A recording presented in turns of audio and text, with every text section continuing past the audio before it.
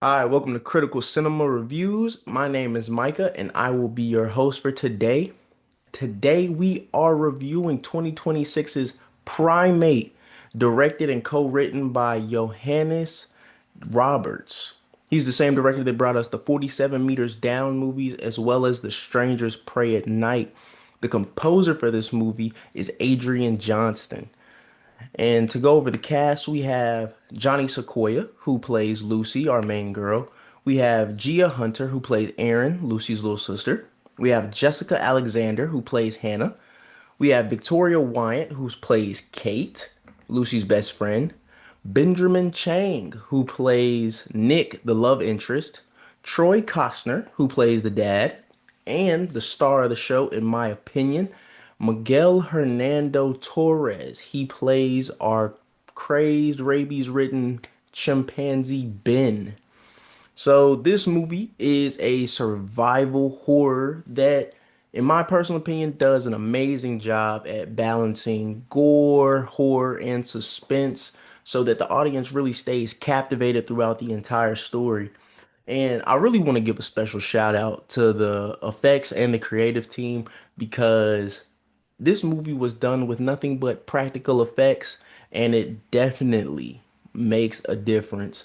There are times in the movie where you really cannot even tell that that is an animatronic chimp mask that's on Miguel. It's actually quite amazing. Now, not to give y'all any spoilers, but I will give you a brief synopsis of the story. Um, the opening title card basically just tells us the history of rabies, where it came from, how it's got its name. Jump to Lucy and her friends. They are on the plane getting ready to come to Hawaii to visit Lucy's family. Um, and a little backstory, they in the opening credits they tell us about Lucy's mom and how Ben even comes to be with the family because apparently the mom's like a linguist expert or something. So that's how Ben gets into the family. But yeah, we jump to Lucy and her friends. They're getting ready to head to Hawaii. They're getting ready to go visit her family. There's a little bit of a love triangle going on between Lucy, Nick, and Hannah, but I mean, it don't really pan out. But we weren't here for that to begin with anyway, right? We were here for the horror. So once they get to the house, of course, the newcomers, they meet Ben, absolutely freaked out by a chimpanzee, just walking around the house as anybody would be. But Ben is pretty normal so far, acting as normally as chimps can act. And then it starts to go left, right? There's a scene where Hannah is like standing by the pool, she's doing her thing, and then Ben is just kind of off to the side, but he got like that 1,000 yard stare in his eyes. Man, looked like he went to war. And he grabs up Hannah, right? And of course, anybody would be scared. Thankfully, the dad is there, played by Mr. Costner. He's there. He calms Ben down. He takes him to his cage. And this is where we find out that Ben has gotten bitten by a mongoose. Very random. Like, how did the mongoose get in the cage? We don't know. It don't matter at this point, but we know Ben got bit. We know Ben got bit. So the dad, before he's getting ready to leave, of course, as every horror movie trope goes, the parents are out of town. Before he leaves, he calls the doctor, and the doctor's gonna come check him out. Now, I'm gonna stop there because I don't want to ruin anything for you. I want you to go watch the movie, but that's where things start getting interesting. Now, I want to give another shout out to Miguel Hernando Torres because, like I said before, the practical effects in here absolutely amazing, but his performance absolutely brings this movie alive. It brings it alive. There were times where I really could not tell, like, did they get a did they get a chimp to come and act for a little bit? Was this all CGI? Was this that? Like, it was that well done that you sometimes can't even fully tell what's going on. And I also want to say a shout out to Johannes Roberts because we get to see a deaf character in here played by Kevin Costner. He's the dad, right? And there's a large emphasis on ASL that's used in the movie. So I wanted to give a shout out to that because we don't always see disabilities portrayed in the best light or at all, especially on the big screen. So that was definitely refreshing to see. I will also say that this movie uses a lot of horror movie tropes. Like I said, the parents out of town, something's going crazy. There are a lot of callback to other horror movies in this one. There's a scene where Ben, after he's gone crazy, has like his head through the door and he's like searching for him. Automatic Shining reference. I peeped it. There's also a scary not scary movie, Scream reference. I'm sorry. There's a Scream reference in here where Hannah, she's in the car and she grabbed the wrong keys and she unlocks the other car. She sees it, right? But then we see Ben who has the keys to the right car. Hannah locks it, Ben unlocks it. Hannah locks it, Ben unlocks it. They go back and forth. And the suspense build was amazing. Payoff was amazing. I just thought it was a pretty good movie. I'm gonna get ready to rate the movie, but because this is our first movie review, and I do want to thank you all for being here, especially if you stayed this far, right? Because this is our first movie review, I will give y'all a little explanation as to how I rate movies.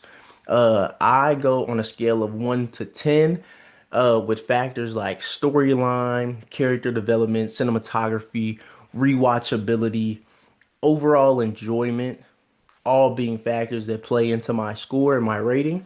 And just to give y'all a reference, I think a one would be like Avatar: The Last Airbender by M. Night Shyamalan. Garbage. Throw it in the trash. We don't want it anymore. It has a one. I'll never give anything a zero just because it is a creative outlet. And I mean, some people put hard work and time into it, the actors, the directors, the writers. So I'll never give anything a zero, but one for sure. A 10 in my personal opinion. The Sam Raimi Spider-Man movies, Hacksaw Ridge, absolutely amazing. I think those are perfect tens, perfect tens. And like I said, this is critical cinema review, so we will always keep it real over here. We may be a little harsh sometimes, but we will always be fair. So with all of that being said, I do have to rate Primate a 6.8 out of 10. Now, it was almost an 8. It was almost an 8 because I was captured, I was locked in. But I did have to dock points simply because I needed them to get a little more active after it all hit the fan. You know what I'm saying? Like, I understand it's the family pet. Like this is y'all last connection to y'all mom. Like I say, he's part of the family, so you don't want to hurt him. He's also their pet animal. Like, we wouldn't want to put our dog down or anything like that. But at the end of the day, that's a rabid animal. You got to go. Personal opinion, that might just be me being a country boy. We put rabid animals down. I'm sorry. I'm sorry. I'm an animal lover. I really am, but nah, once I see Ben rip one jaw off and he looking at me like I'm next, it's time to go. Yeah, you gotta go. They ain't have no gun. Ain't nobody have they wasn't even trying to pick up no broken glass. They wasn't trying to get active at all. And it really threw me off. I ain't gonna lie to you, especially after the first kill. Especially after the first kill. I'll be like, let's go.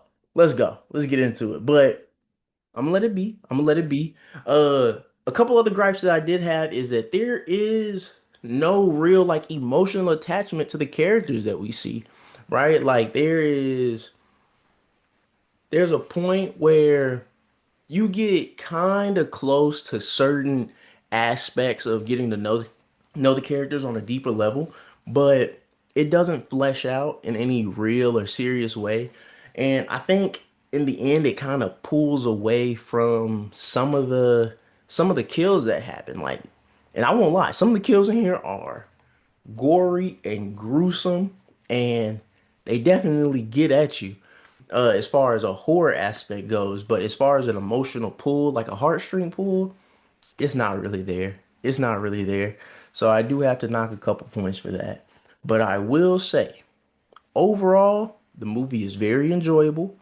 It is rewatchable. I would definitely say if you were having a Halloween party, this can definitely be thrown on. whether that be for actual watching view or just for pure entertainment in the background, and you will have a good time. Absolutely. So, like I said, overall rating for Primate in 2026 is a 6.8. Great movie, absolutely amazing. If you would like to see any more movie reviews like this, please like and subscribe. That's the way that the algorithm knows that you like these. And like I said, this is our very first video, so I am very appreciative if you stayed all the way to the end. Please turn on your notifications because we will be dropping more videos coming soon. And if you have any movies that you would like us to review, please drop a comment below and let us know. We will get to them as soon as we possibly can. We love you. We thank you. Stay blessed. We out.